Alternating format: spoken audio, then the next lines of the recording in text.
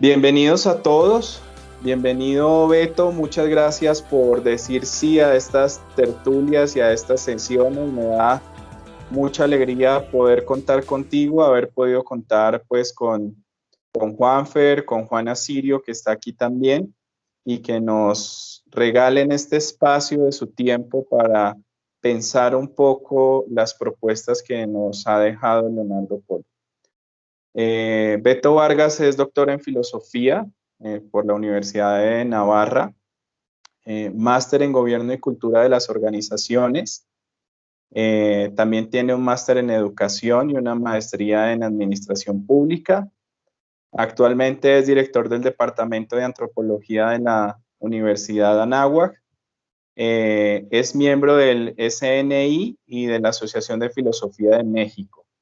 Se ha dedicado principalmente a la investigación y pues sobre algunos de los puntos del pensamiento de Leonardo Polo. Su tema central de investigación es la esperanza y la crisis antropológica de Occidente. Y hoy Beto nos va a acompañar con un tema con el cual culminaremos estas sesiones de las tertulias, el futuro que nos espera, que está en signos de interrogación, un poco a propósito para poder responder nosotros si nos quedamos esperando que llegue el futuro o si hay que hacer algo por ese futuro.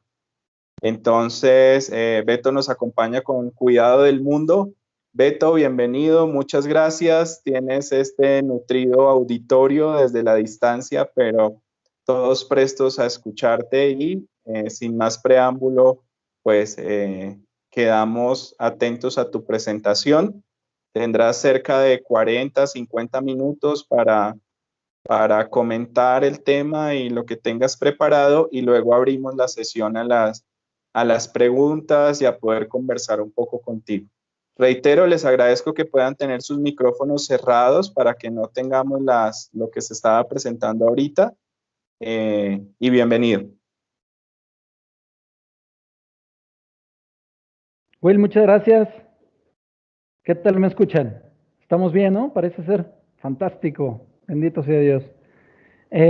Muchas gracias por organizar estas tertulias, Will. Y nos vienen muy bien porque estamos por ahí isolated all around the world y nos viene muy bien esta situación para hacer el uso del Zoom, del Google Meet, o ya no sé ni qué es esto, Teams, y poder pedalear un poco. Entonces, como el carácter de esto es una tertulia, pues yo lo que voy a procurar es hacer como un aperitivo para que después se dé el diálogo.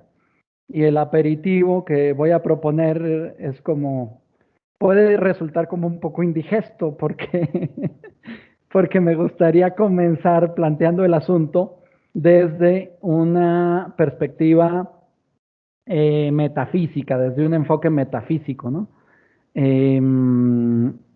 Y sentando una tesis que consiste en lo siguiente. El problema ecológico radica en el oscurecimiento de la distinción real, ¿no? Y alguno podría decir, bueno, todos los problemas radican un poco en eso. Pues sí, en buena medida sí. Lo que pasa es que, dicho esto, podemos empezar a matizar. Pero el asunto de fondo de esta postura es que nuestra situación histórica tiene como característica la confusión o equiparación de la libertad con el fundamento. En eso estamos, ¿no? Y voy a intentar explicar a qué me refiero con esto. Polo dice que el hombre es un ser crítico porque en él está la distinción acto de ser esencia, ¿no? Es decir, que la persona humana no se finaliza con la especie, no se da abasto suficiente. Es un ser problemático el hombre consigo mismo y por lo tanto también con el cosmos. Es decir, otro modo de plantear esto es que somos criaturas y el universo también es una criatura, ¿no?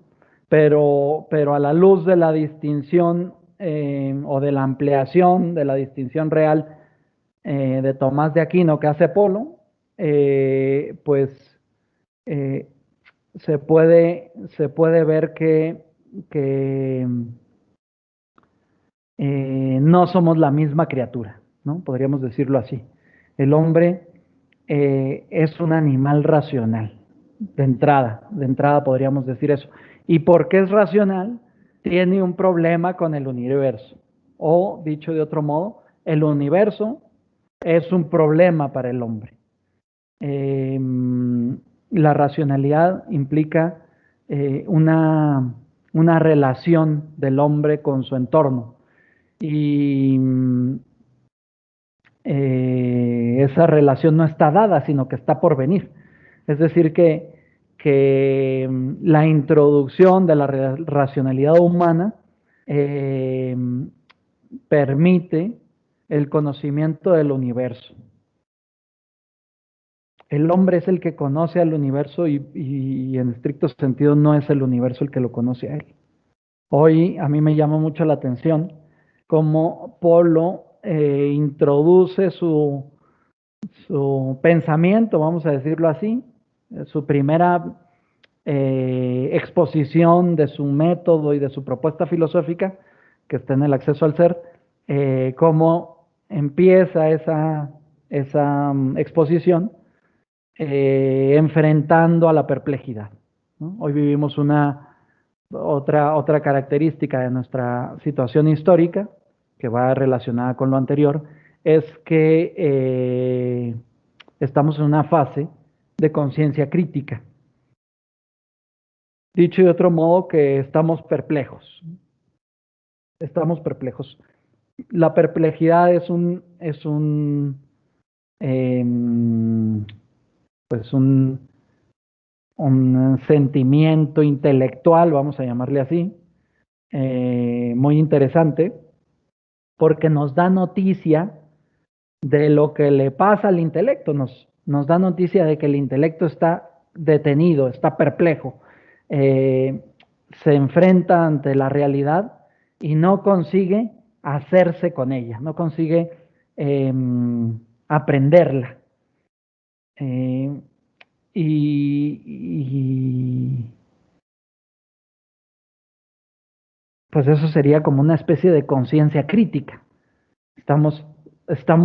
Hoy estamos conscientes de que estamos en una situación crítica porque hay algo que pasa a la racionalidad que no consigue tener una visión global o unitaria de la realidad y concretamente del universo. Además, si bien el hombre es un animal racional, tiene una condición asombrosamente tecnócrata. Es un superhábil, podríamos llamarlo así, ¿no? Porque esa condición pone de manifiesto que su relación con el universo no es un ajuste perfecto, no es homostática, sino que más bien es problemática. Y un modo en el que Polo describe al hombre es como un solucionador de problemas, como un resolvedor de problemas, ¿no? Y esa condición de resolvedor de problemas, pues refiere también a que es un perfeccionador perfectible. Es aquello de la condición del carácter cibernético de la acción humana. El hombre, al intervenir en la realidad, al buscar resolver problemas en la realidad, se pone en juego. Es él el que se pone en juego, es decir, que su actividad técnica tiene una connotación ética o humana, ¿no?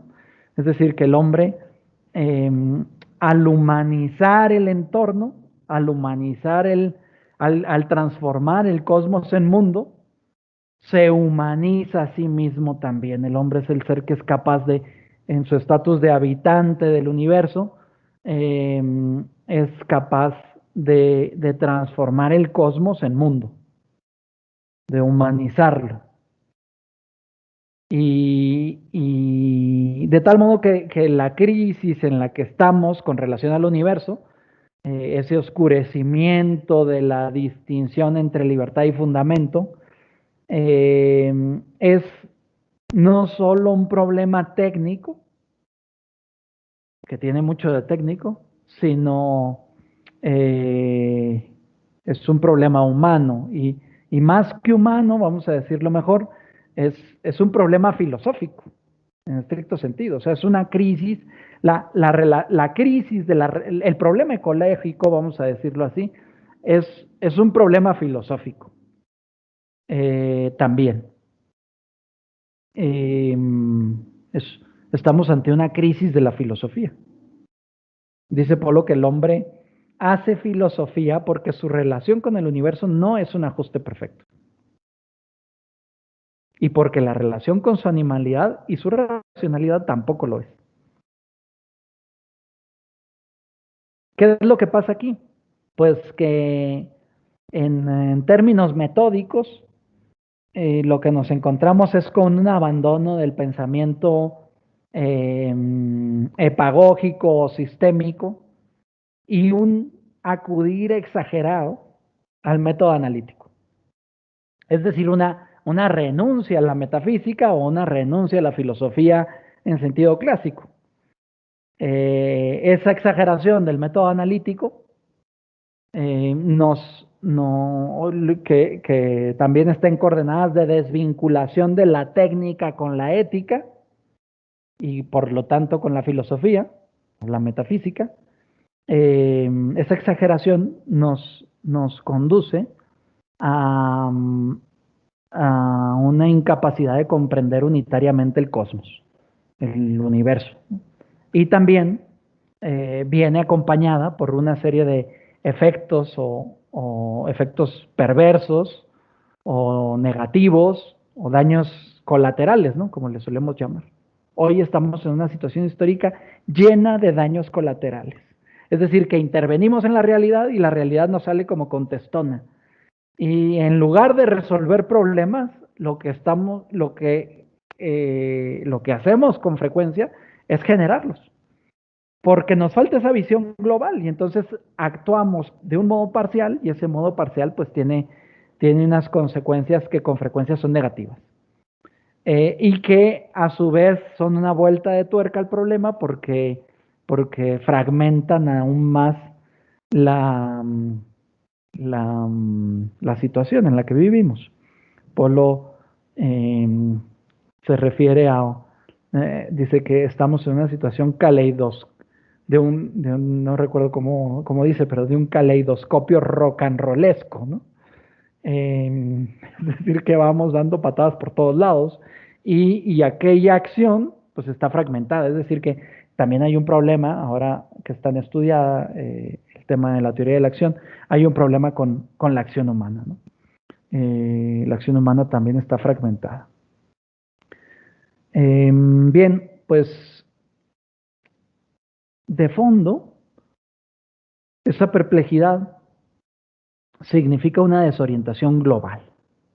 Una desorientación global. Y una desorientación global significa también una desorientación antropológica.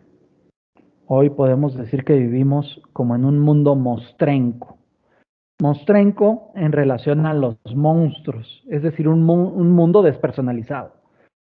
Lo que encontramos es un mundo mostrenco, como desfigurado, como desarticulado. No conseguimos encontrarle un rostro. Yo que vivo en la Ciudad de México, pues es paradigmática la Ciudad de México. Como está sumamente desarticulada.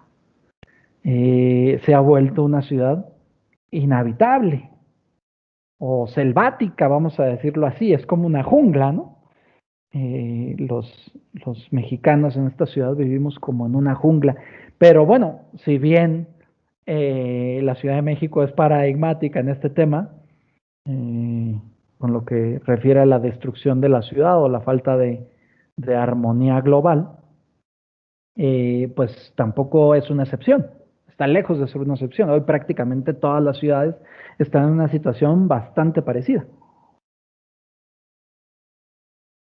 Me gustaría leer Presente y Futuro del Hombre, un texto sencillísimo. Seguramente recordarán que en ese libro Polo hace un balance de nuestra situación histórica y una de las características que menciona es precisamente la pérdida de la visión unitaria del mundo. Aquí lo tengo ya casi. Perfecto. Ahí va. Estamos viendo. Precisamente Adelante. Polo, cuando habla de la crisis de nuestro tiempo, empieza desarrollando esa idea, ¿no? La idea del cosmos, cómo se desarticula. Está en crisis la idea unitaria del cosmos. Es importante esta vacilación, porque lo que el hombre piensa del universo no se puede separar de lo que piensa sobre sí mismo. El hombre y el universo no son dos totalidades separadas.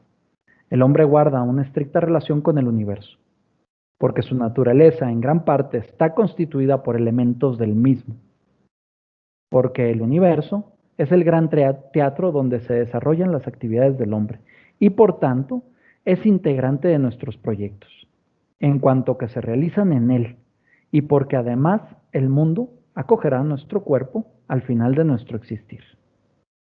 De forma que lo que pensemos del universo influirá necesariamente en nosotros.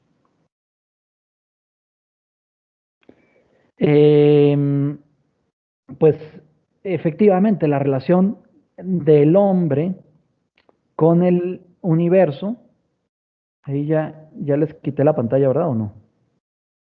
La voy a retirar. Ahí ya está retirado. Ahora sí. Bien, pues efectivamente la relación del hombre con el universo es vamos a decirlo así, es entrañable, ¿no? O mejor dicho, es carnal, ¿no? Entrañable, en todo caso, sería un adjetivo más adecuado para la relación con Dios, es entrañable, ¿no? Dios nos saca, es así, al menos es como lo expresa el Génesis. Dios crea el universo de la nada, pero al hombre lo saca del barro y le sopla su espíritu, ¿no? Saca su espíritu de sus entrañas, le da como lo pare, bueno, lo da a luz, ¿no? Le da su propio espíritu. Pues bien, ¿qué es lo que pasa? Decíamos que hay una exageración del método analítico, pero de fondo lo que nos encontramos es con la crisis de la modernidad, que es una crisis también, es una crisis antropológica y es una crisis de la relación del hombre con el mundo, con el universo. Hay una renuncia de fondo a la metafísica, y más que una renuncia de fondo, Polo le llama una asimetría o una sustitución por la matemática. Coordenadas estructurales de la realidad, acto potencia, se sustituye por cantidad y posición. Por cantidad y posición. Y ese va siendo el lente que poco a poco se utiliza para comprender el universo, la cantidad y la posición. Lo cual es muy, muy pertinente para las intenciones modernas porque permite la intervención y la transformación de la realidad. Permite una reorganización del universo. Eso es lo que se empieza a dar se ha dado en los últimos siglos, una especie de reorganización del universo. Que de fondo tiene pues una actitud o una sustitución también del principio, de lo principial, del fundamento, por el resultado, o lo que Polo llama también el principio del resultado. Dice Jaspers que en esta situación estamos entre dos infinitos, el universo y la partícula. Es decir, que tenemos una visión de la realidad que no conseguimos conciliar, ¿no? Y no es tanto porque tengamos una mala física o un mal conocimiento del universo, sino que nos faltan pues posturas, explicaciones globales, ¿no? O dicho de otro modo, teorías. La situación es un poco complicada, porque entonces el mundo, como decíamos, se ha vuelto un tanto inhabitable, un tanto complejo, ¿no? Y no sabemos hoy por dónde empezar, cuando el hombre cuando la racionalidad humana se pone en juego al humanizar la realidad, pues hoy por hoy no está claro cómo recuperar el humanismo. No sabemos cómo recuperar el humanismo, pero todavía más interesante aún, no sabemos si queremos recuperar el humanismo.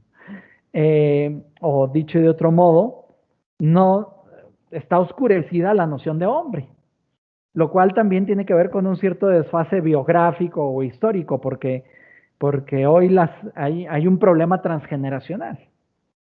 Esa actitud moderna de empezar de nuevo se replica y se replica y se replica, y entonces al paso de unos siglos estamos desarticulados. No sabemos dónde poner pie, ¿no? Aquello del trilema del barón de Munchausen, pues al cruzar el río, ¿no? No saben, no hay dónde pisar, ¿no? Tiene que irse agarrando de los cabellos en todo caso, ¿no? Bien. Aquí lo que quería poner de manifiesto es que de fondo tenemos un problema con la libertad humana. Y una falta de conciliación primeramente, pero luego también en el fondo de distinción de lo que es la libertad y lo que es la necesidad, la realidad necesaria. Dice Polo que en ese esfuerzo del hombre de intervenir en la realidad, pues el éxito no está asegurado, no está asegurado. Y por eso es importante, esto lo desarrolla sobre la existencia cristiana, es importante referir la actividad técnica a las últimas cuestiones, a las cuestiones últimas. Claro, hoy me viene ahora a la mente ese texto, pues muy bien escrito, la verdad, del Papa Francisco, Laudato Si, ¿no? donde desarrolla una idea que hoy por hoy es poco conocida en el mundo, vamos a decirlo así, ¿no? Que con frecuencia la técnica se considera como una actividad neutra, ¿no? La tecnología, como realidades neutras, pero el Papa desarrolla ahí que no existe tal cosa. No existe tal cosa como la neutralidad, ¿no? El hombre se juega el pellejo al elegir una alternativa sobre otra. Dicho sea de paso, hay un desarrollo muy bonito de Polo en quién es el hombre sobre las alternativas. Pues el hombre se la va jugando ahora me viene a la cabeza también aquello de Sócrates, ¿no? De quién comete mayor injusticia, ¿no? Aquello del Gorgias, ¿no? Y si el asesino o la víctima, ¿no? ¿Quién sufre mayor injusticia? Y Polo, comentando eso, dice, es que esto que dice Sócrates tuvo que haber estado inspirado por el Espíritu Santo. O sea, no pudo haber sido de otro modo, ¿no? Porque lo que está diciendo es muy brutal. Pues la tecnología, toda la realidad técnica o todo lo que el hombre hace, pues tiene su huella, ¿no?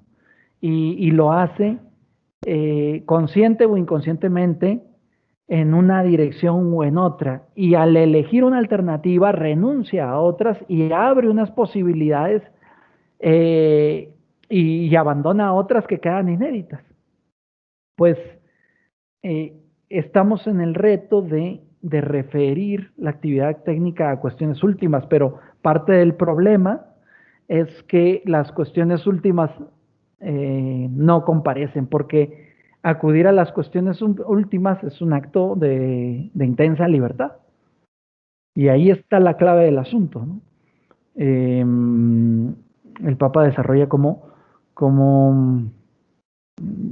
ya no sé si esto lo dice él o yo se me ocurrió, pero pues pienso, por ejemplo, en el coche, cuando se inventa el coche, pues se elige un camino, se elige una alternativa, y además un coche con unas condiciones muy concretas, y se renuncia o se deja a un lado o se pone en stand-by el transporte colectivo, por ejemplo, ¿no? Oye, ¿y qué hubiese pasado si hubiésemos hecho una apuesta en lugar de por el modelo T, por el metro o digo, obviamente no todas las ciudades tienen condiciones para metro, pero ya se entiende, hemos tomado una decisión, una alternativa, y eso ha organizado el mundo y nuestra vida en un sentido y no en otro, ¿no?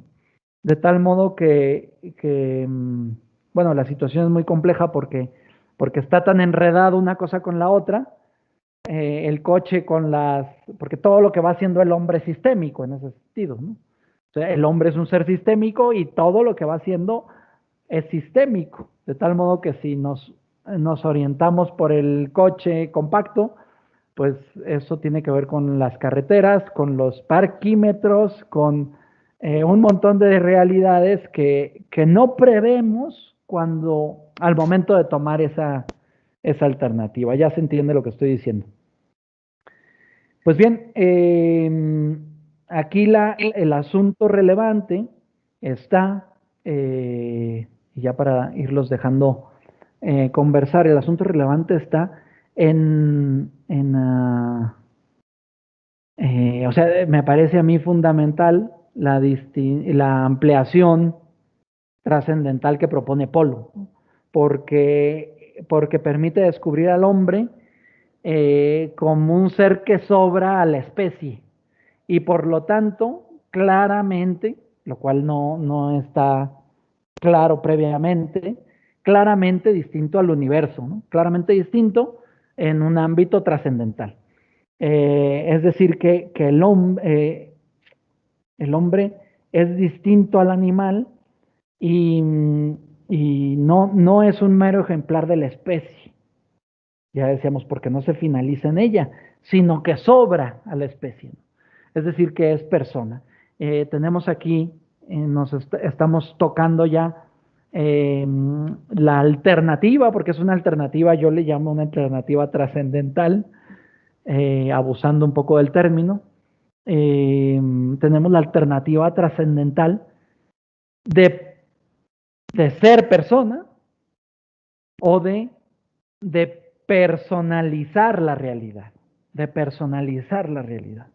Es la actividad a la que Polo llama hiperteleología. Una teleología, el descubrimiento de una finalidad que está más allá de la naturaleza. O como él la define, la describe, transformar la mayor cantidad posible de fines en medios.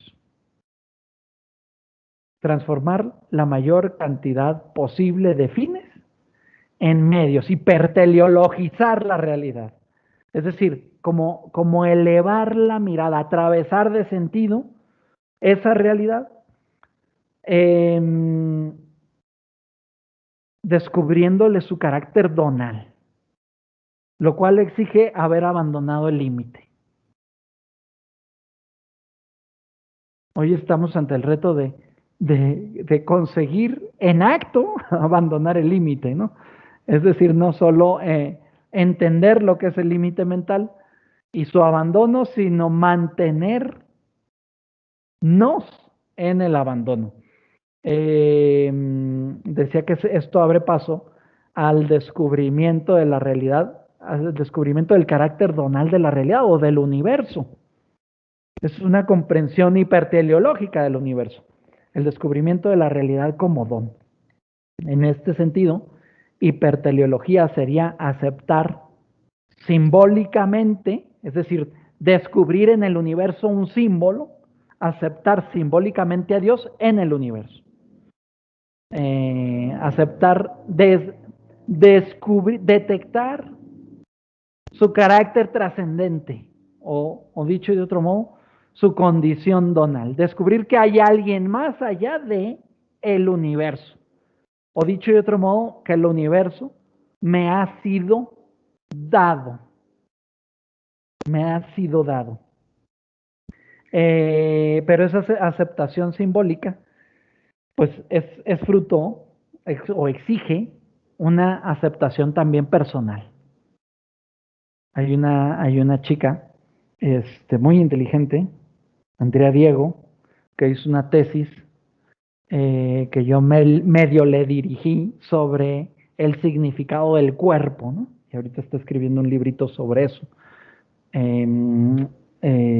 Pues, ¿cuál es el significado del cuerpo? Pues, el cuerpo tiene un significado donal, o dicho de otro modo,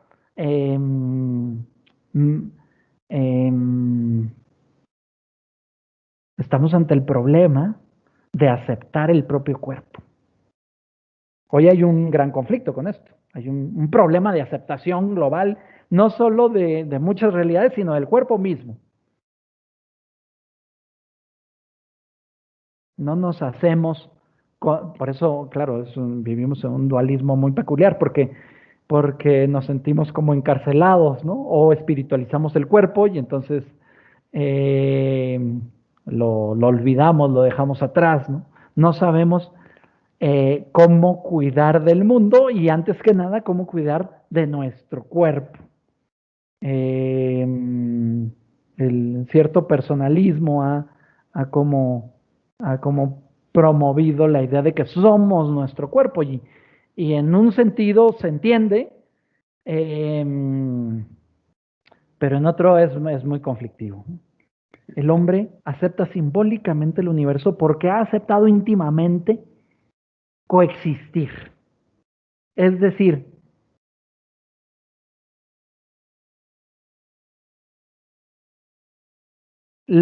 aquello que como Polo describe la noción de persona, ¿no? Ser relación en el orden del origen.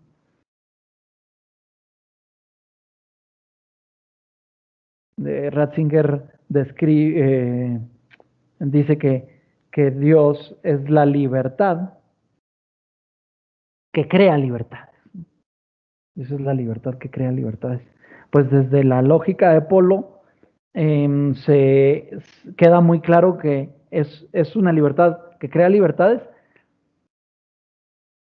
coexistiendo con esas libertades, es decir, acompañándolas, ¿no? Acompañándolas. Por eso nosotros somos don en una modalidad muy peculiar, porque somos don, no somos un don dado, sino que el don que somos es actividad, es dar dado, ¿no?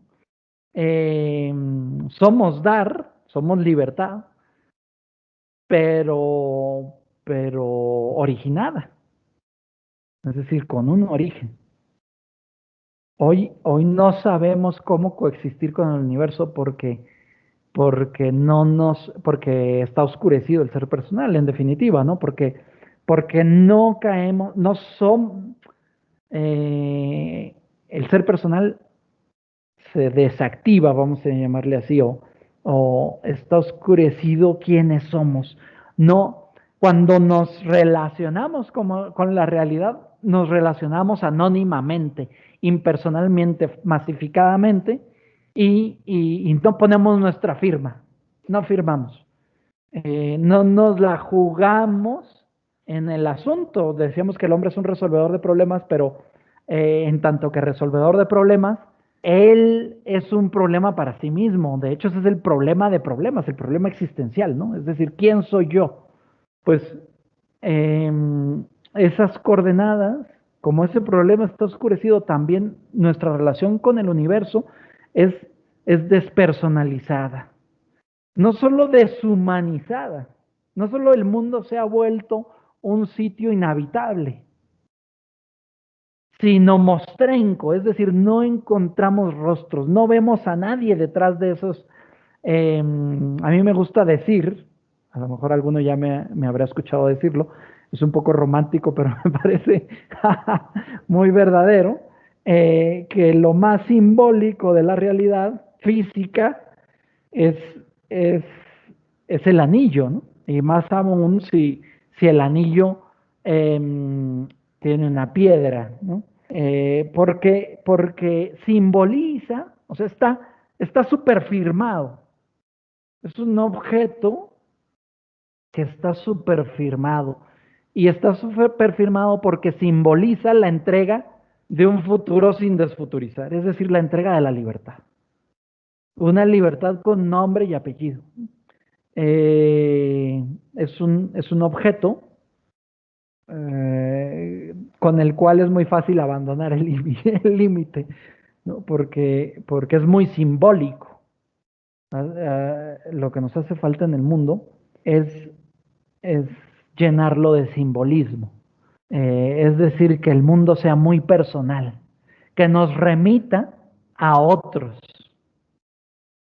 que nos remita positivamente a otros, ¿no? Eh, que esté muy personalizado.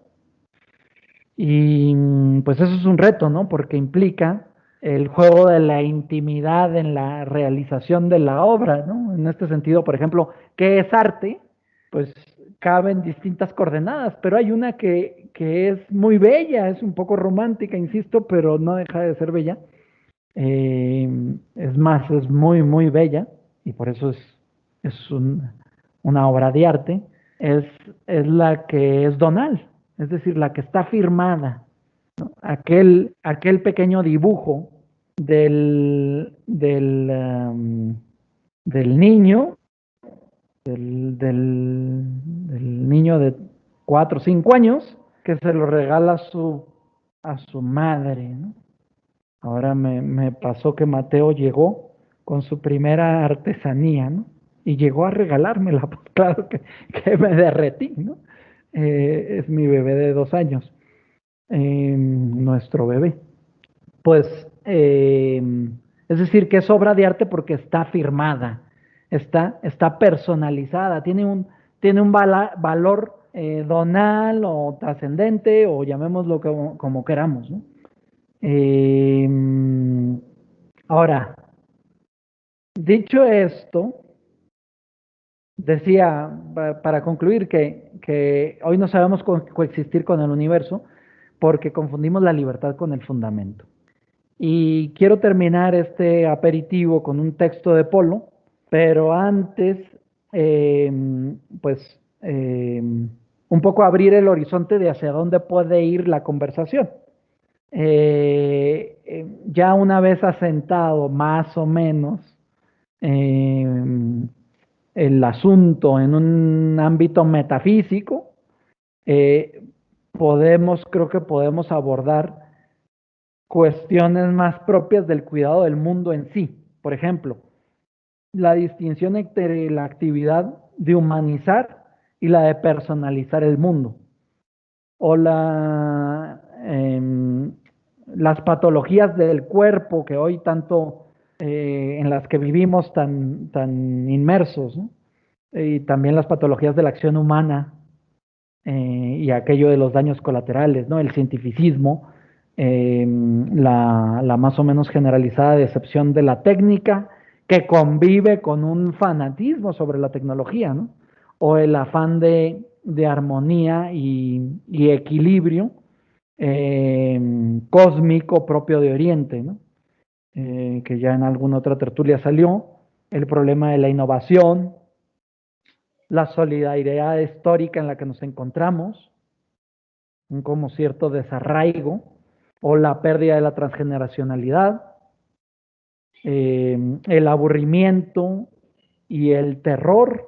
Ahora me acuerdo de Heidegger, ¿no? Y aquello del hombre como pastor del ser. Pues, claro, si el ser es el tiempo, siendo un poco reductivo, si el ser es el tiempo, pues entonces no nos queda más que el aburrimiento, ¿no? Y cierta coordenada de terror. O la hipersexualidad, ¿no? Que tiene que ver mucho también con el cuidado del mundo. O incluso un tema muy bonito que es la intervención de la mujer en este cuidado del mundo y el papel de la belleza. Bien, termino compartiéndoles ese textito de les voy a leer rápidamente y me van a disculpar, pero otra vez no lo tengo abierto porque para poner los auriculares tuve que cerrar unas pantallas, pero lo abrimos rápidamente. El curso de Teoría del Conocimiento, el volumen 4, el tomo 2, cuando estaba publicado en 2 tomos, no sé ahora cómo salió publicado. Yo creo que también habrá tenido que salir en 2 tomos porque es muy largo. Es más, no sé si ya salió publicado. Pero al final de ese librito, de ese curso de teoría del conocimiento, es muy brutal. El libro es muy brutal, pero el final es como, es un poco,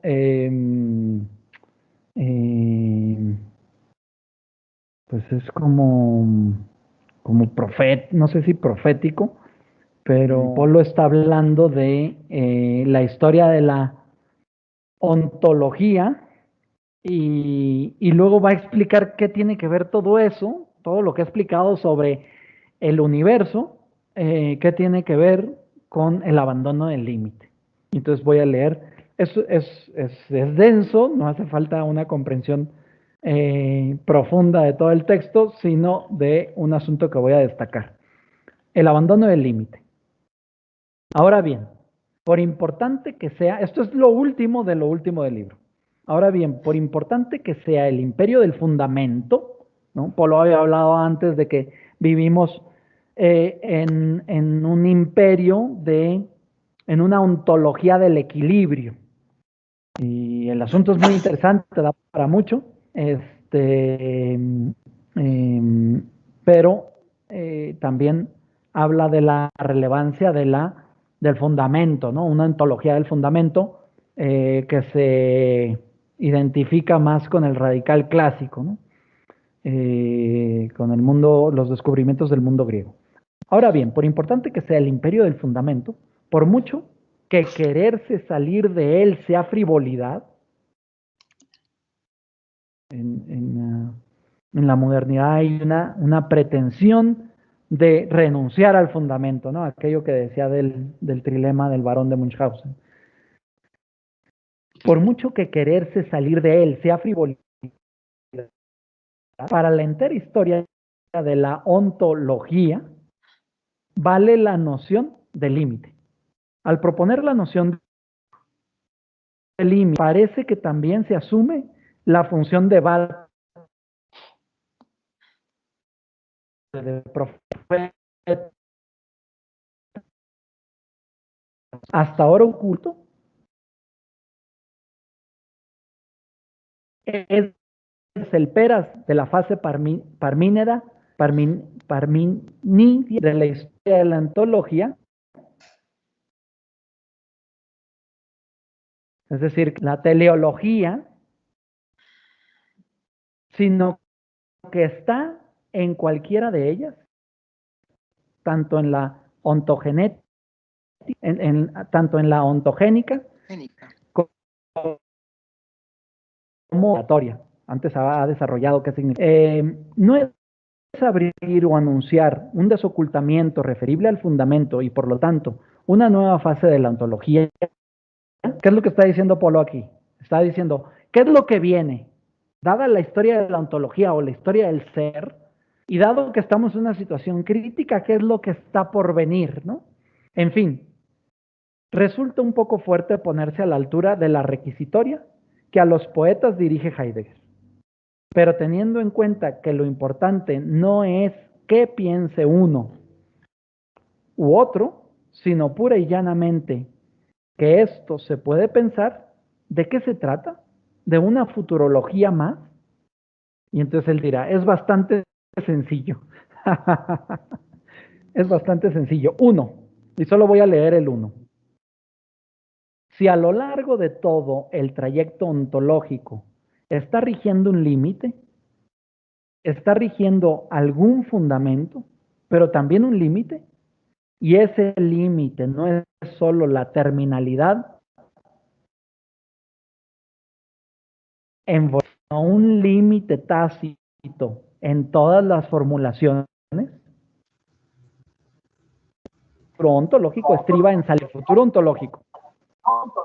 El futuro ontológico es el abandono del límite. Ese es el futuro. Con ello se quebrantarán viejos imperios y la libertad coexistirá con el fundar. Entonces, aquí lo que está haciendo es plantear el reto, ¿no? En la medida en que se consigue abandonar el límite y con ello, por ejemplo, con ello descubrir el ser personal, se quebrantarán viejos imperios y la libertad coexistirá con el fundar. Es decir, en lugar de estar en una relación de pugna o de conflicto, coexistirá con el fundar, con el universo.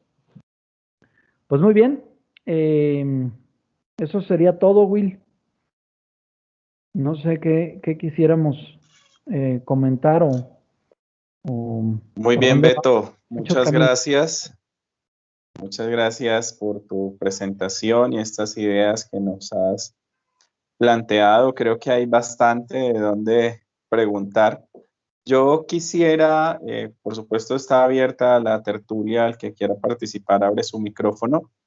Yo quisiera que Perdón, Will, si me empezaras. permites, todo el que pueda abrir su pantalla sería fantástico. Yo entiendo que no todo el mundo puede, pero eso da más carácter de tertulia y me encanta que nos podamos ver todos, ¿no? Perdón. Muy bien, y aprovecho para anunciar que está siendo grabada para después publicar este video. Si Miren alguien todo lo tiene que algún dice. inconveniente de sus derechos de imagen, me lo hace saber a través de correo electrónico, por favor. Beto, mira, estamos en el mundo, en un mundo de actitudes bastante, entre comillas, ecologistas. Es decir, pareciera que hay mucho interés por cuidar el mundo. A mí me parece que sí hay un interés que carece de sentido, de un sentido último y casi que el interés de cuidar el mundo termina ahí, en el mismo mundo. Es decir, no tiene una trascendencia. El acto inicia en el hombre y termina en el mundo. Y de repente puede ir el acto un poco a más y es el cuidado del mundo para mi beneficio. Es decir, me parece que en muchas de esas actitudes hay carencia de sentido. Y creería que la respuesta a ese problema, que es la que tú nos vas a dar, está en qué significa transformar el cosmos en mundo. Mucha gente cuida el mundo, muchos cuidamos el cosmos, pero no hay un sentido de mundo. Entonces quisiera que pudieras profundizar en qué significa transformar el cosmos en mundo. ¿Cuál es el sentido que hay detrás de esa afirmación que hiciste? Lo voy a poner en los términos que he hablado todo este tiempo, de la tarea del hombre, de la tarea de la persona humana, de ese cosmos que le ha sido dado, porque le ha sido dado como cosmos, su tarea es transformarlo en mundo. Sí, a ver, el universo es una cosa muy gorda, ¿no? Muy, muy gorda. Y tan gorda que da para mucho. Es decir, que si uno se lanza a conocer el universo, pues no se diga desde el ámbito científico, pero también metafísico, da para mucho. Es decir, que uno se entretiene bastante bien, ¿no? Eso tiene que ver con aquello que desarrolla Heidegger y Polo también, aquello del interés, ¿no? Interesarse por lo interesante, ¿no? El universo resulta interesante, es muy interesante, uno se puede entretener ahí muchísimo, ¿no? Empezando por el propio cuerpo, por ejemplo. Eh, Ahora bien, hoy yo creo que hay una, un desfogue en el universo o en la realidad cósmica eh, porque por una cierta falta de sentido, ¿no? Es decir, por poner el sentido en el universo, ¿no? Y eso, pues, es literal el oscurecimiento de la distinción real, acto de ser esencia en el hombre, ¿no? Es decir, me confundo, creo que soy la esencia y entonces me aboco a ella. La modalidad más poderosa de abocarse a ella, me parece, es la amistad. Es decir, cuando alguien se dedica a los demás en coordenadas de amistad, ¿no? En hacer de un mundo más humano, dicho sea de paso, recordarán ese articulito, esa conferencia de Polo, hacia un mundo más humano, hacer un mundo más humano, pues en definitiva implica amistad.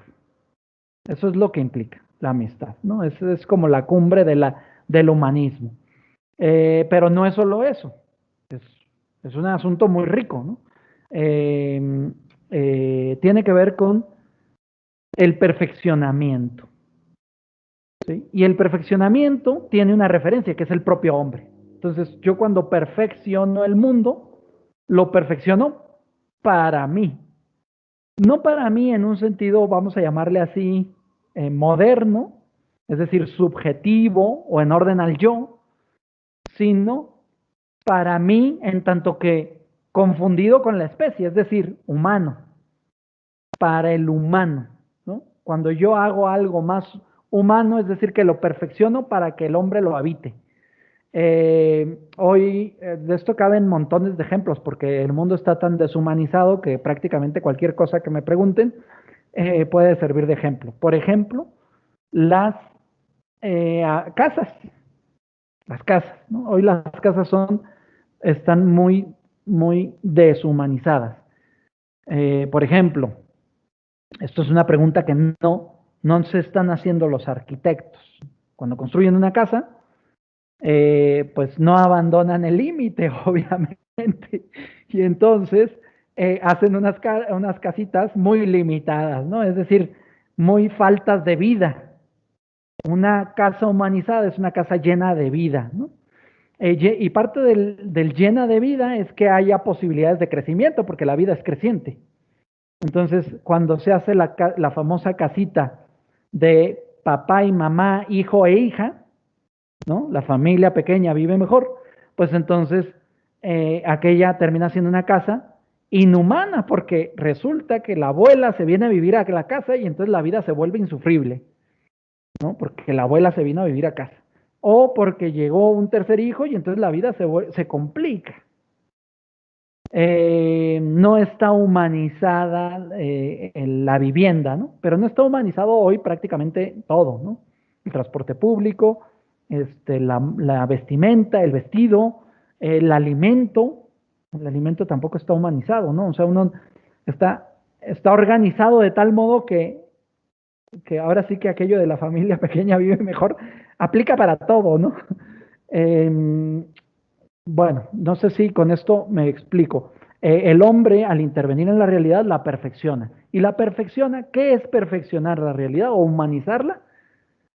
Eh, Ponerla disponerla para que el hombre la habite. Y que para esto se llama cultura. Y caben muchos caminos posibles. Hay muchos modos de abrir estos, de humanizar, ¿no? No hay uno solo. Parte del problema contemporáneo hoy, ¿por qué no queremos humanizar?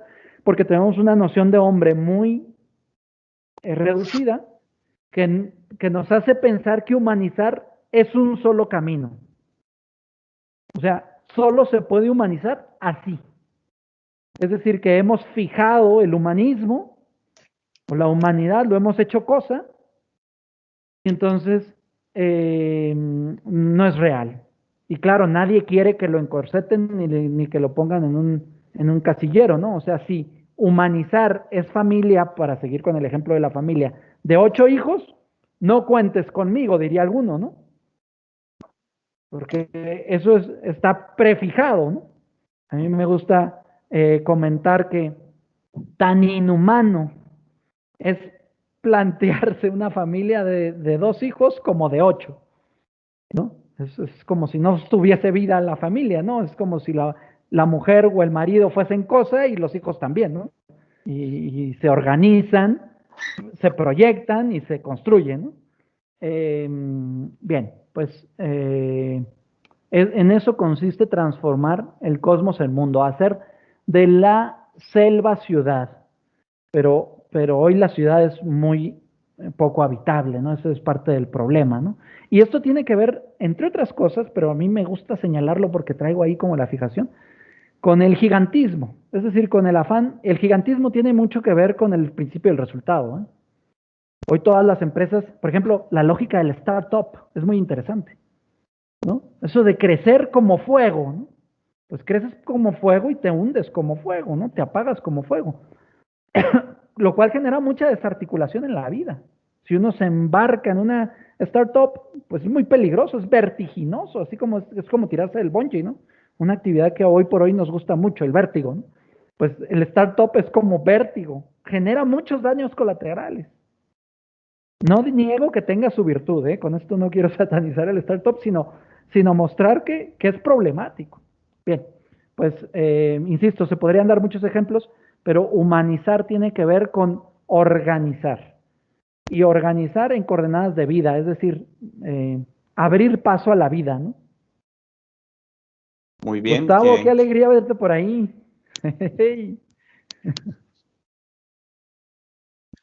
Muy bien. Si me dan la palabra, quisiera añadir algo. Sí. Muy interesante lo que has dicho, Alberto, y tiene mucho que ver con tu tesis doctoral, que me la leí y la recomiendo. Quería añadir aquí una cosa en todo lo que has dicho del cuidado del mundo. Hay 2 cosas que me parece que son muy importantes. Una es la noción de bien y la otra es la noción de libertad en lo esencial. Mejor dicho, cómo se da la libertad en la esencia del hombre, en el existir humano. Sabemos que la libertad llega a la esencia del hombre a través de las virtudes. De modo que para poder, digámoslo así, humanizar ese mundo, es muy importante crecer en virtudes. Pero también es muy importante tener claro qué es el bien, la noción de bien, lo otro que el ser, aquello que se puede añadir al ser en su esencia. ¿Para qué? Para mejorarlo, para perfeccionarlo. De tal manera que la voluntad en el fondo es querer más bien, siempre querer más. Entonces, una cosa que a uno le puede servir como de punto de referencia para, digámoslo así, evitar los efectos perversos en el actuar humano, es preguntarse si lo que yo estoy haciendo impide bienes mayores. Y me parece que eso sería como una manera de que la gente, las personas, la cultura, reoriente siempre su actividad hacia querer más bien y rectificar en todo momento cuando hay equivocaciones, ¿no? Bueno, ese era básicamente lo que quería plantear. Muy bueno, Gustavo, muchas gracias. De hecho, ojalá sea este el tono de la conversación, que sea que cada uno vaya enriqueciendo, porque mi rol fue hacer un aperitivo, pero luego no me gustaría que fuese de preguntas y respuestas, ¿no? Creo que lo que dice Gustavo enriquece mucho, porque además quedó medio omitido en mi respuesta, en mi comentario, que el asunto de la virtud y la ética en el fondo, ¿no? La libertad en el ámbito de la esencia, dicho rápidamente, es la ética. Y la ética efectivamente requiere una referencia hacia el bien, ¿no? Polo habla refiriéndose al asunto del universo y refiriéndose a su vez al Génesis, aquello de la ciencia del bien y del mal, ¿no? Y el árbol de la vida, ¿no? Entonces, el reto, yo le llamo a la ciencia, él habla de la ciencia del bien y solo del bien. Y me encanta la expresión, bueno, es una expresión del texto bíblico, pero y solo del bien. Es decir, que el solo, los que me conocen saben que para mí el adverbio solo es muy interesante, porque es de algún modo como una antítesis de la demás, ¿no? Pero dice, y solo del bien. En este caso, solo no implica exclusión, sino pureza. No implica exclusión, sino pureza. Solo implicaría como una exclusión, ¿no? Pero en este caso es, y solo del bien, es decir, que busquemos es la acción de lo mejor, ¿no? Y en este sentido, lo mejor, siguiendo la tradición clásica, tiene mucho que ver con lo prudencial. Es prudencial, ¿no? La transformación del universo en cosmos, perdón, del cosmos en mundo, pero añadida la prudencia, a la luz del ser personal, pues está la llamada o el don, ¿no? Es decir, la invitación íntima, ¿no?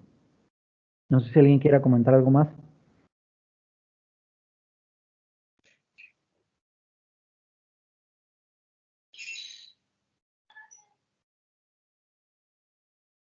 Bueno, yo, Beto.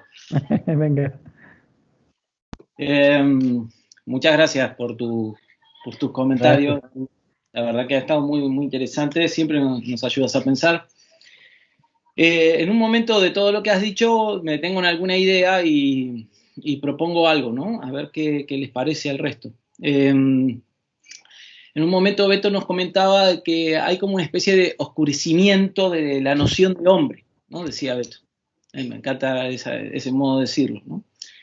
Y que eso de alguna manera impide el transformar los fines, o digamos, los fines en medios, ¿no? O hiperteleologizar, digamos, toda la realidad.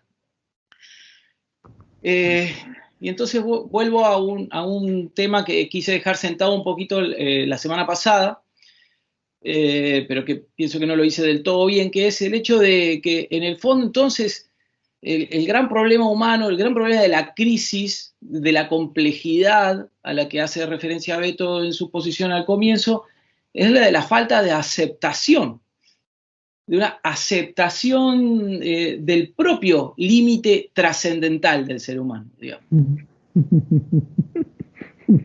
Ah, qué bonito lo dijiste. Digamos, aceptar el propio límite, porque por otro lado está también el intento mío de integrar tu cita que trajiste a la tertulia que me tocó a mí sobre ese rechazo de Polo de la noción de totalidad, ¿no es cierto? Porque yo pienso que sí, como veíamos y vos comentabas la vez pasada, eso inapropiado de la noción de totalidad es una crítica a Hegel, sin duda, ¿no? En el texto aparece ahí en esas antropologías insuficientes, ¿no? Pero yo creo que también está la cuestión, y creo que esa es la salida para aceptar el límite, para aceptar el límite propio, que es la de entender varios otros sentidos de totalidad, ¿no? Se me ocurría, por ejemplo, el hecho de que, por ejemplo, el primer mandamiento, ¿no? Aunque no lo ponga en el ámbito teológico, pero pensemos por esta cosa, ¿no? Cuando se dice amarás a Dios con todo tu corazón, con toda tu alma, con todas tus fuerzas, ¿no? Entonces esa expresión, ahí en ese caso implica como una noción de todo que no es cerrada, digamos, ¿no? Que no es cerrada, que acepta el límite, digamos, ¿no? Y que es compatible con el crecimiento, que era también un poquito la cuestión de si a nivel trascendental se puede crecer, ¿no? La discusión de la otra vez, ¿no? Y es más, que de algún modo lo exige. Exige el aceptar la limitación, ¿no? Y yo creo que el aceptar la limitación es de alguna manera aceptar el ser relación en el orden del origen.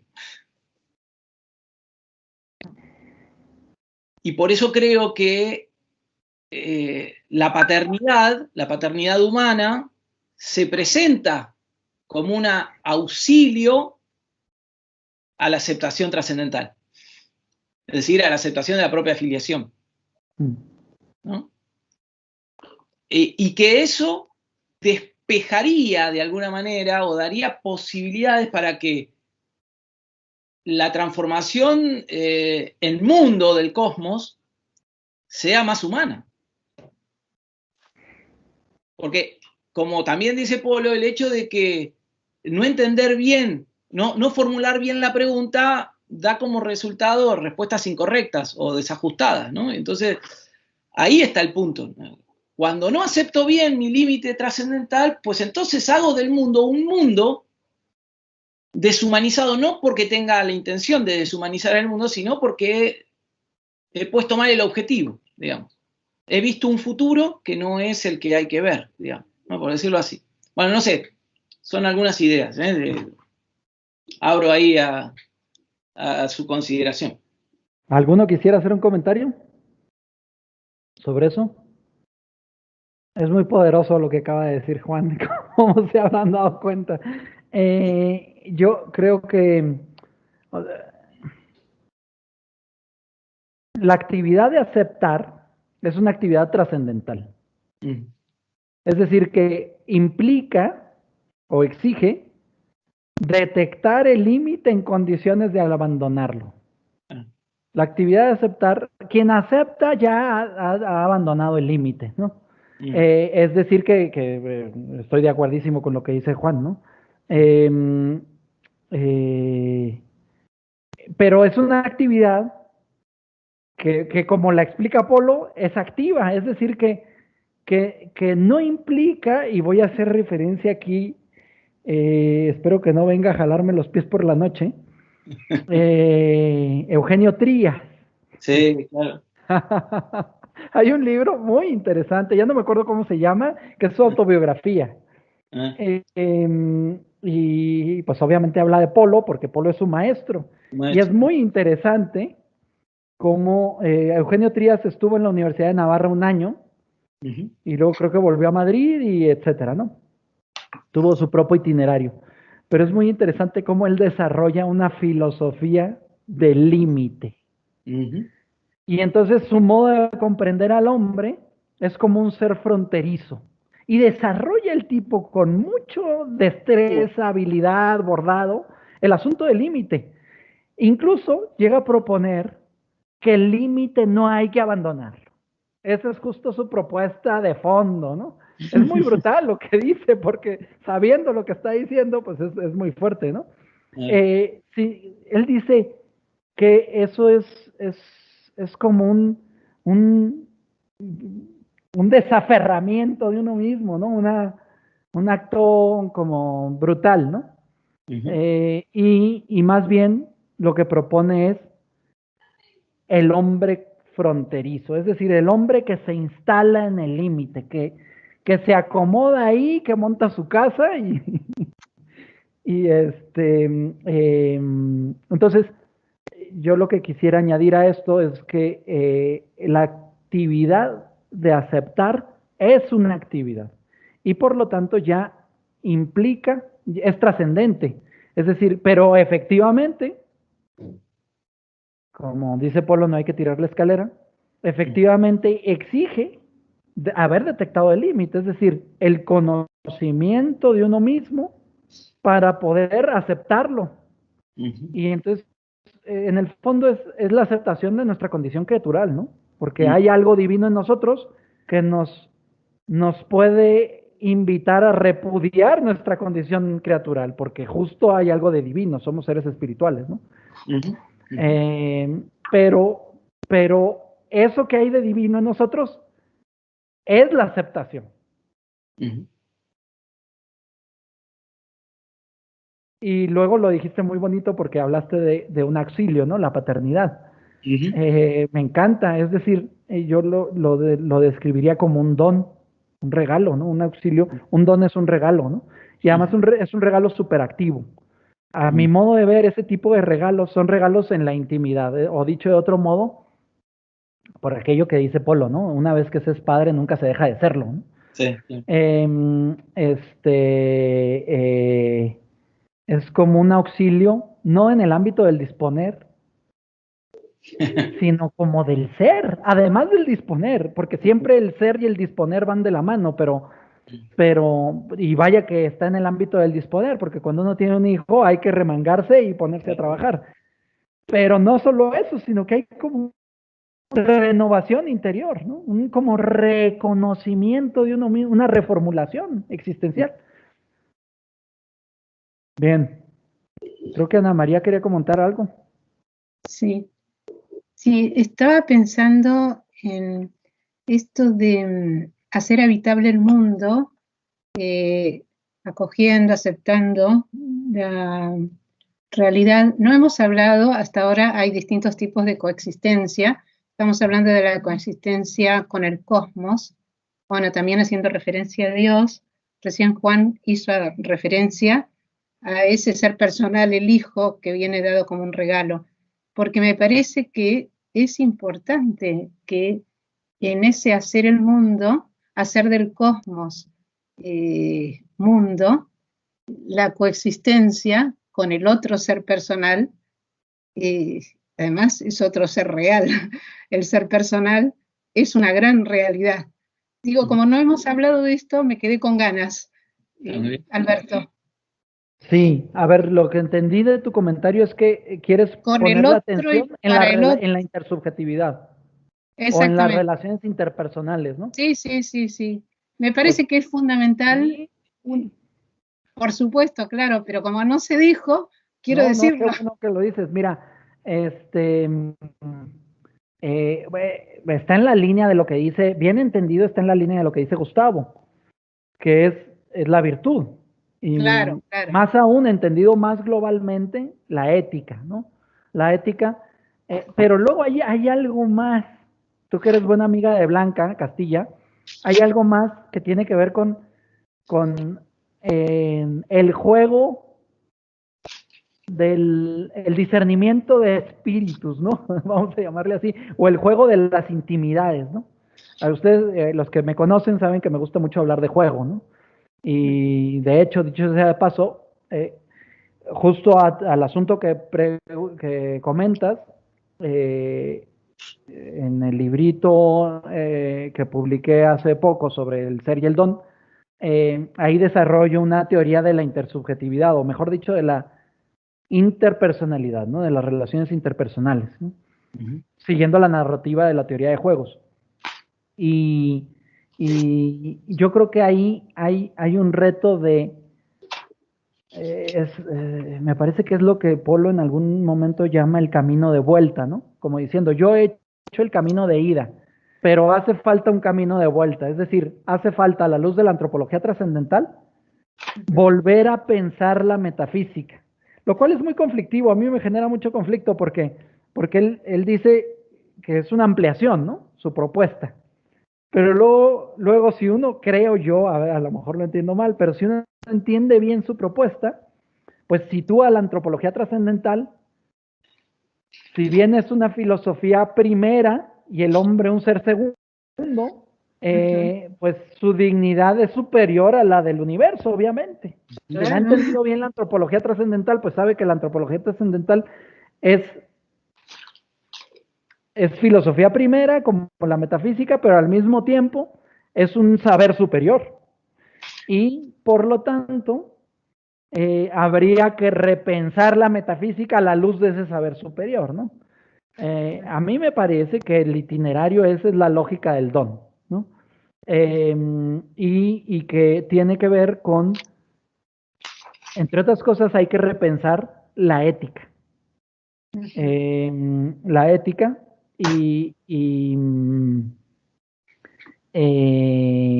la ética con unas coordenadas personales, ¿no? Es decir, introducir como el orden del amor en las relaciones sociales.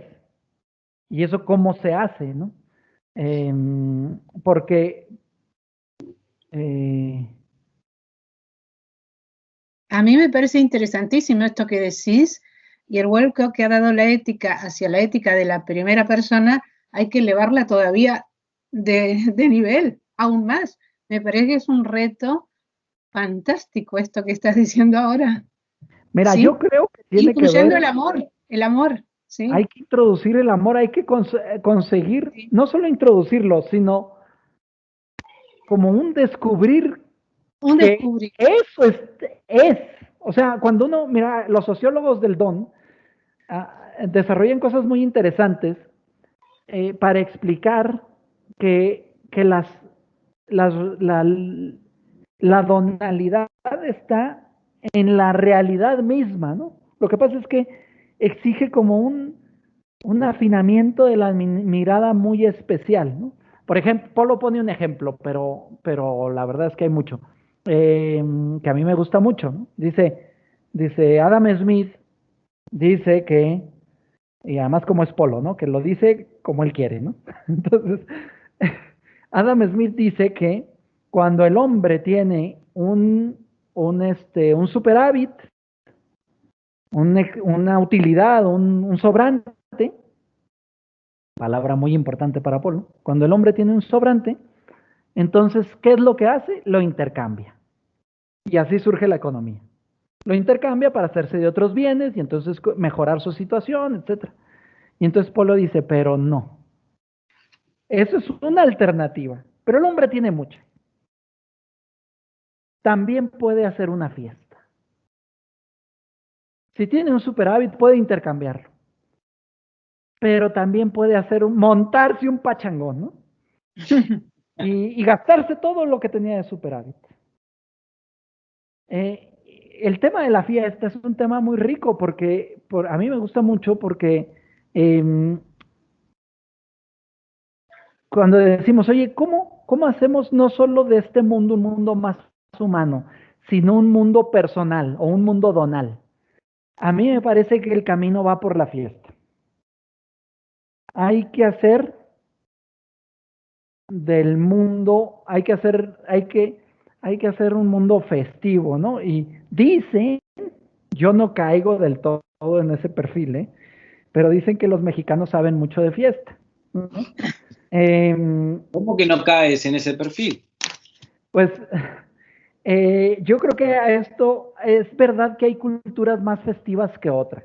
Hay que abrir paso a culturas, es decir, a organizaciones de la vida más festivas. Y lo festivo tiene que ver con regalar, ¿no? O sea, ¿cuándo fue la última vez que regalaste algo, pero hacía un regalo literal, envueltito y todo, a alguien sin ningún motivo? Pues eso es bellísimo, ¿no? Hace del mundo un mundo súper bello, ¿no?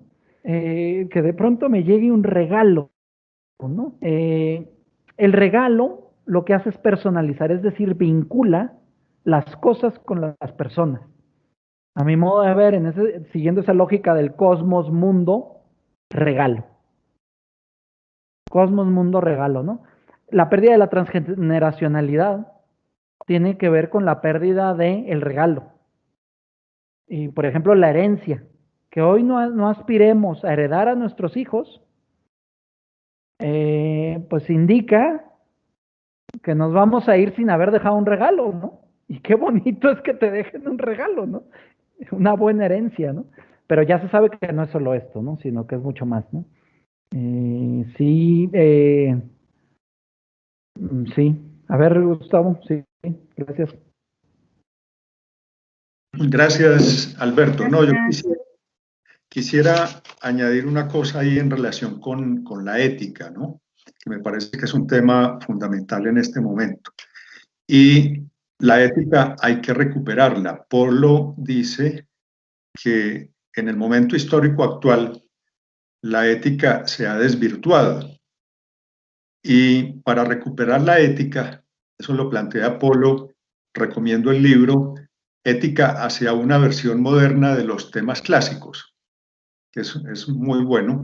Y entonces, la ética es algo intrínseco al hombre. Es decir, no hay nada en el hombre que esté al margen de la ética. Por tanto, desde ahí es importante redescubrir la ética, porque hoy día hay visiones de la ética, digamos, recortadas. Hay unas visiones de la ética, digamos, una ética de normas o una ética de normas y virtudes, pero se deja de lado algún aspecto. Entonces me parece que hay que integrar la ética de normas, la ética de virtudes y la ética de bienes, desde la ética como algo intrínseco al hombre. Eso es lo que quería como plantear. Fíjate que la comprensión que hace Polo de ética, o sea, las coordenadas que le da la ética, pues quedan. El título es muy adecuado. La otra vez hablaba con Héctor Velázquez, que ahora está en Chile, pero estaba en México y a él le tocó escuchar ese curso de Polo y editarlo, como siempre, ¿no? Y luego ponerle nombre, porque ese curso se editó primero en la Universidad Panamericana, en México. Y entonces me contaba que él le puso el nombre. Esas típicas anécdotas que van surgiendo ahí, ¿no? Poco a poco.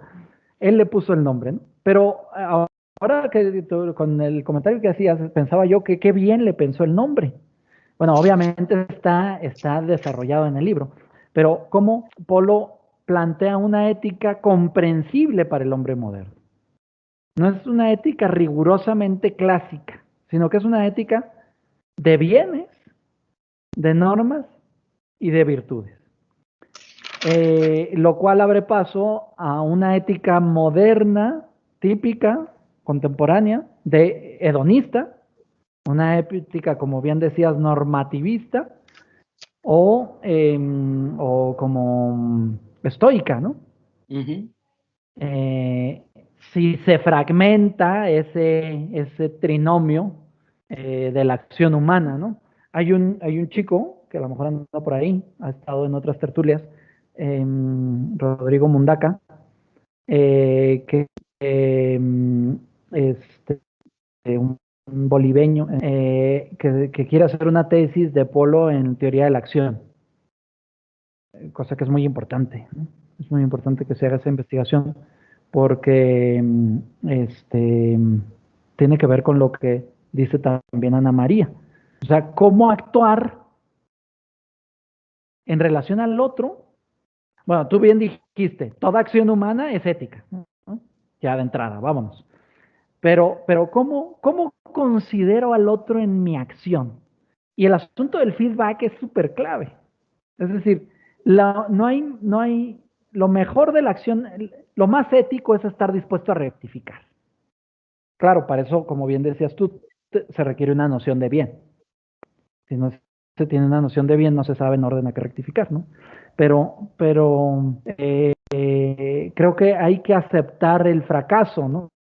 Hay que aceptar que no actuamos perfecto. En ese sentido, sí hay que abandonar la noción de totalidad, ¿no? Porque quien busca La acción perfecta lo que hace es oscurecer el ser personal de la humanidad,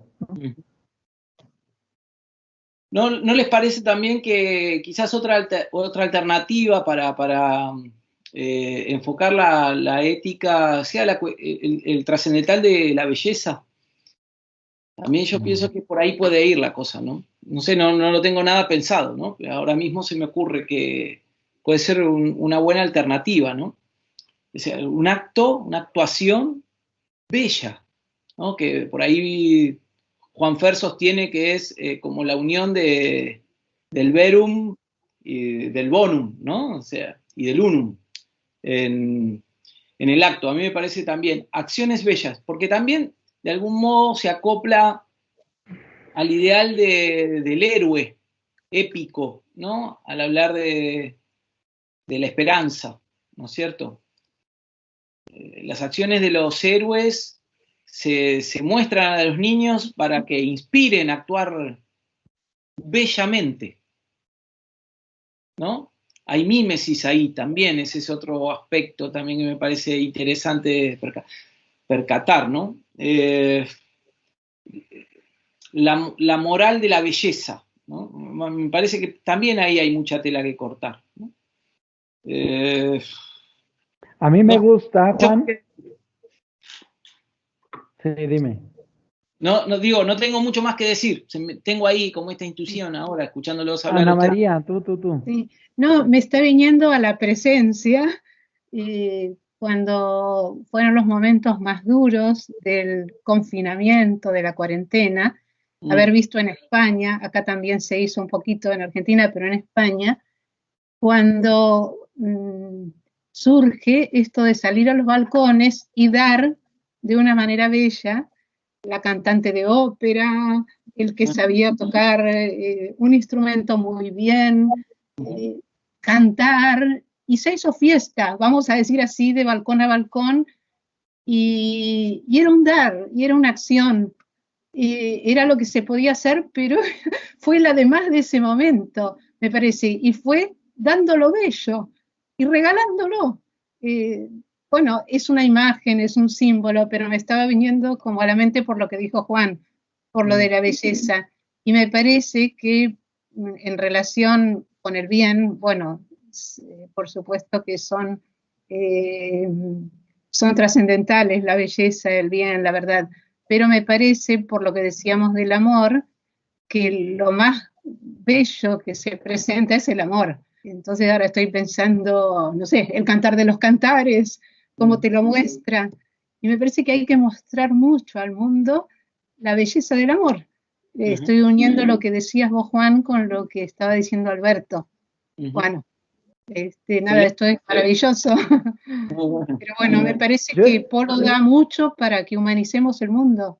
Los que hemos captado algo de esto, algo, un poquito, cada uno lo que puede y cada uno tiene su además. Esta es la gracia, ¿no? Porque el que tiene Juan, lo que tiene Juan no tiene Alberto, lo que tiene Alberto no tiene...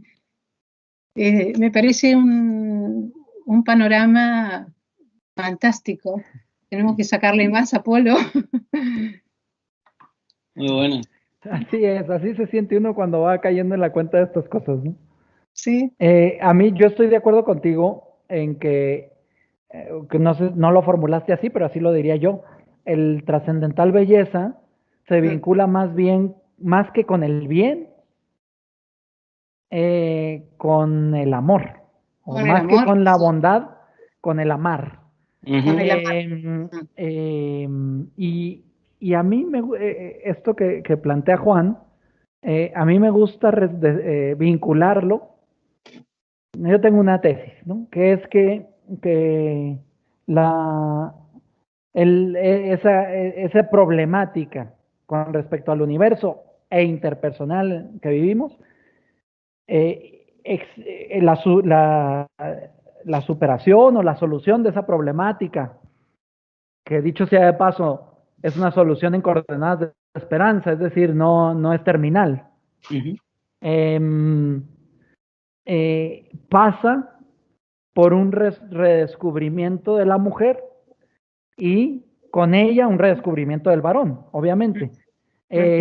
Pero la mujer tiene una disposición muy poderosa para humanizar.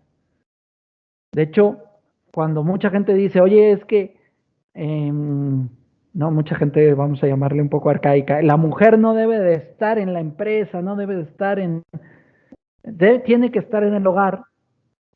Yo casi lo diría al revés. La mujer tiene que estar en la empresa, tiene que estar en la política.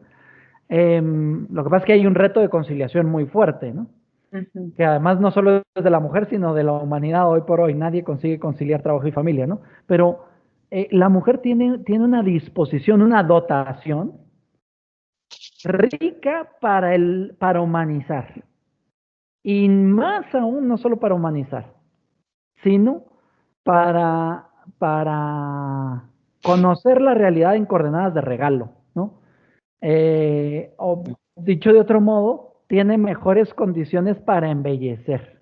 Y esto es obvio porque es más bella de entrada, y por lo tanto toda su acción es más bella, es decir, es más unitaria.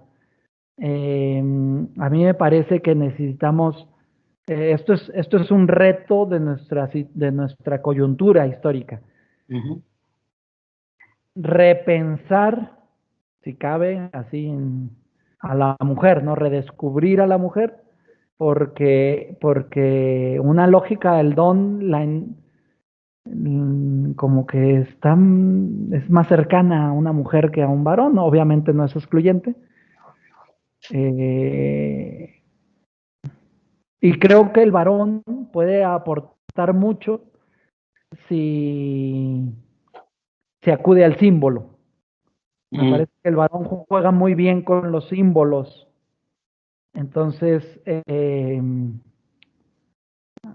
necesitamos como un lenguaje más simbólico. En el fondo nos hace falta poesía, ¿no? Sí. Un lenguaje más Solo simbólico. Solo para pelearte, Beto, porque estamos todos coincidiendo demasiado. Tú lo que dices es que la mujer es más donal que el varón. Está más dispuesta, más dotada. Okay. Está mejor equipada para el don, sí, pues Sí. es madre, o sea, está dispuesta a ser madre, ya con eso dice mucho, ¿no? Pero sí, obviamente esto es un problema porque lo que está más dispuesto para el don, hay que decirlo con claridad, es el ser personal, porque es don. Y ahí pues cabría una microdisputa que ya tú le encuaste la tertulia pasada y que creo que no hace falta ahorita educarla mucho, pero no sé si alguien quisiera comenzar algo más, da para mucho, el tema del universo da para mucho. Muy bien. Beto, yo quiero preguntarte algo. Meta. Sí. Mira, ahorita afirmabas o comentabas que había que descubrir, que en el fondo había que descubrir esa condición donal del universo. O sea, de algún modo que se nos había dado. Y añadías, que fue la primera pregunta que te hice, que la tarea era hacer de ese universo o de ese cosmos mundo. Me daría a mí para interpretar que en cierto modo ese transformar el cosmos en mundo también tiene un carácter de donación, un carácter donal. Si es donal, le hace sentido que sea para alguien. En última instancia, ¿para quién es? En esa tarea. Bueno, la dejo ahí. Muy bueno. Yo creo que el textito de La Esperanza de Polo, que es de esos textitos que hay que leer y volver a leer, porque es tan sencillo como poderoso, ¿no?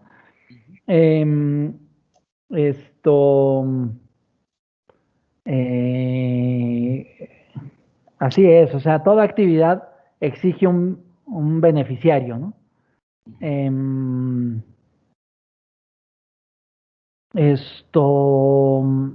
Y yo creo que efectivamente la actividad humanizadora del hombre sobre el universo, o en el universo, o desde el universo, es donal, efectivamente. Creo que buena parte de la crisis en la que estamos tiene que ver con lo que tú señalaste. ¿Por qué?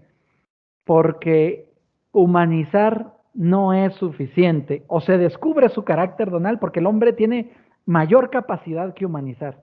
Entonces, en la medida en que descubre su ser personal, y esto sucede con fuerza, no exclusivamente, pero con fuerza, desde la venida de Cristo. Esto sucede con fuerza desde la venida de Cristo. Hoy vivimos en una crisis cristiana, ¿no? Y para que nadie se escandalice, no propiamente una del cristianismo, sino una crisis cristiana, ¿no? Es decir, que no habemos cristianos, no somos cristianos, ¿no? Pero en la medida en que uno es consciente de que es persona, o más que consciente, en la medida en que uno es persona o activa su ser personal, en esa medida la actividad humanizante le es insuficiente. A mí me gusta introducir la noción de ignoto. Yo pienso que no, Polo ya decía, y bueno, pues no es que Polo sea ninguna infalibilidad, pero es interesante siempre, ¿no? Escucharlo. Polo decía dice, a mí me parece que Sócrates está inspirado por el Espíritu Santo, ¿no? Pues, si bien al margen del cristianismo también hay revelación, bien dicho, ya se entiende, y sin entrar aquí en disputas teológicas, bien dicho, es decir, desde Cristo, pero fuera de la Iglesia católica, vamos a llamarle así, pues el Espíritu sopla donde quiere, ¿no? Lo que quiero decir con esto es que muchos hemos oscurecido, unos más y otros menos, nuestro ser personal, no lo abrimos, pero muchos otros vivimos como ignotos. Es decir, no nos hemos enterado de nada, ¿no? Es lo que se llama el buenazo, ¿no? El buenazo, la buenaza, ¿no? Es que es un buenazo, pero no se entera de nada, o sea, no, aquello no obra bien, es un buen ser de su especie, pero poco más, porque en el fondo hay que despertarlo, ¿no? Y creo que en ese sentido Polo, a través de la filosofía, es un gran catalizador, porque hace un descubrimiento en coordenadas filosóficas, que ya es un descubrimiento obviamente cristiano, ¿no? Sí, Ana María. No, que me tengo que retirar con una pena enorme y los saludo a todos. Bye, bye. Siga, disculpen. Se me ocurre que todo esto que decía Polo, ¿no? Que, bueno, la humanitas, todo bien, pero está la cristianitas, ¿no? O sea, eso abre perspectiva. ¿Y qué es lo que le pasó a Eugenio Trías, pienso yo, ¿no? Pues obviamente, y tú obviamente que no lo pretendes, pero no podemos juzgarlo, ¿va? Ahora sí que claro. Lo que sí es que su librito no indica un abandono en primera persona del límite mental, ¿no? Es decir, como un haberlo abandonado, lo que indica, lo que yo entiendo es haberlo abandonado y luego llenarse de vértigo y establecerse en el límite, ¿no? Sí, perfecto. Cosa que a mí me parece, por un lado, bien interesante y muy rescatable, porque tiene que ver con lo que Polo desarrolla como hacerse de recursos. Cuando a veces uno no se siente con fuerzas, entonces lo que hace es válido hacerse de recursos. Es válido. Lo que pasa es que, y lo explica muy bien Polo en Antropología de la Acción Directiva, se hace uno de recursos para atacar, no solo para llenarse de recursos y quedarse ahí, ¿no? Sino se hace de recursos para... De hecho, es lo que hacemos continuamente, ¿no? Polo en algún momento habla de que hay que conseguir reducir las intermitencias, ¿no? Es decir, mantenerse en el límite. Perdón, mantenerse en el abandono del límite. Lo que pasa es que esto es muy difícil, es como la mística, ¿no? Realmente es como una especie de mística. Mantenerse en el límite, mantenerse en el abandono del límite, pues nosotros con frecuencia volvemos al límite, ¿no? Y luego ahí vamos de vuelta, ¿no? Y vamos y volvemos, ¿no? Pues en la medida en que se consiga diluir las intermitencias, pues yo creo que eso es puro gozo, ¿no? Me imagino, ¿no? Gustavo. Gustavo ha levantado la mano, Gustavo. Sí, no, yo lo definiría de una manera un poco simpática, si se puede llamar así. Yo lo definiría como danzar en torno al límite, sin perderlo de vista, sin dejarlo, dejándolo. O sea, danzar en torno al límite, diría yo. Es bonita la imagen también, muy buena. Sí, porque el baile como que no pierde, es decir, por ejemplo, para bailar para tocar jazz hay que saber tocar, ¿no?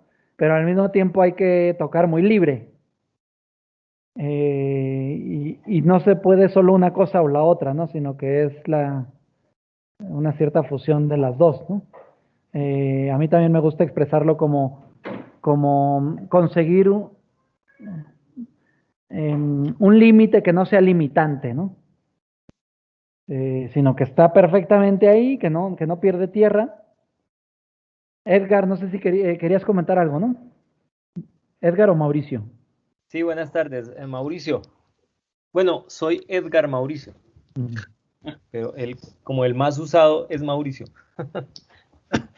Estaba, digamos, el tema del danzar con el límite o estar en la frontera.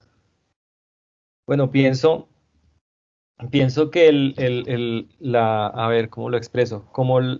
En tanto no somos espíritus puros, el tema, bueno, a ver, ¿cómo me suena esto que voy a decir? Abandonar el límite, pues Polo lo expresa, o bueno, que si es Polo, o Seyes, no sé, alguno, no tirar la escalera, no es abandonar, no es dejarse. Además, considero que no es del hombre, no es propio del hombre. Somos esa complejidad, ¿sí? Somos esa complejidad. En Netflix, no sé si han visto, hay unos documentales sobre bebés, se llama Bebés. Y yo no sabía, ahí me he enterado varias cositas, pero me pareció muy curioso que que la mujer que lacta, digamos que primero el cuerpo de la mujer detecta que a quien espera diferencia si es varón o si es mujer. Y lo otro es que la leche materna resulta personalizada. O sea, la leche, hay un diferencial en la producción de leche materna si es mujer y si es hombre, por un lado, y luego en quien la necesita, en la relación, hay una relación de atender a esa corporeidad, digámoslo así. Entonces, digamos, en la realidad corporal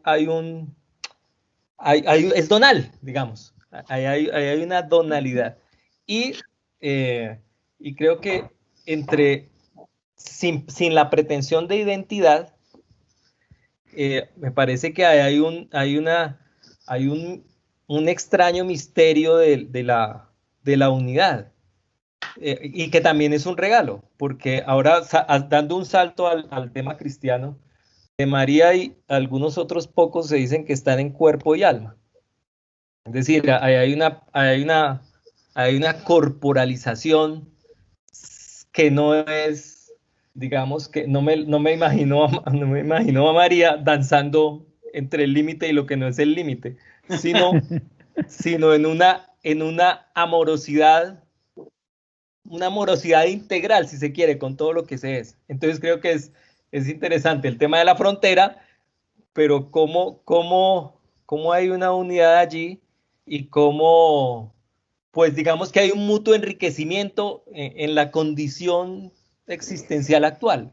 Un mutuo enriquecimiento es es cómo se descubre, cómo puede aportar, digamos, entre comillas, salud mental, por ejemplo, lo que se llama de pronto digamos, la disminución de la ansiedad, del estrés, cómo puede aportar a la serenidad, entre comillas, digamos, psíquica, un ejercicio de respiración, de comer bien, de hacer ejercicio, cómo puede aportar a la serenidad y viceversa. Entonces creo que ahí ese danzar, bueno, chévere el danzar, la frontera y buscar esa relación de mutuo enriquecimiento. Ya, gracias. Gracias, Mauricio. Juan quiere decir algo. ¿Yo? No. Entonces yo. No, a mí yo creo que fuiste súper certero.